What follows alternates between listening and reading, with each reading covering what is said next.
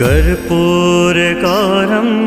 करुणावतारं संसारसारं भुजगेन्द्रहारं सदा वसन्तं हृदयारविन्दे भवं भवानी सहितं नमामि।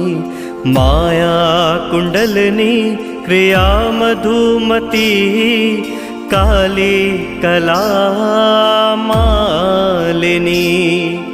मातङ्गी विजया जया भगवती देवी शिवा शाम्भवी।